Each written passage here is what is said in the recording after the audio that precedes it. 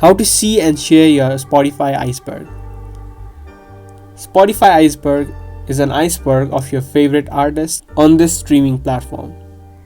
It's basically a picture of iceberg in the background which shows you all of the artists and songs that you listen to. The artists or the song that you listen to will be on the top of the iceberg.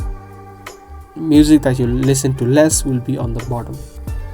To create yours, open up any web browser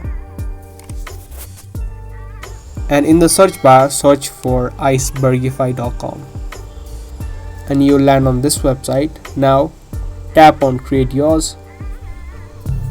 Now you need to tap on agree. You'll also have a section to log into your Spotify account. I've already logged into mine and now it is showing me the iceberg.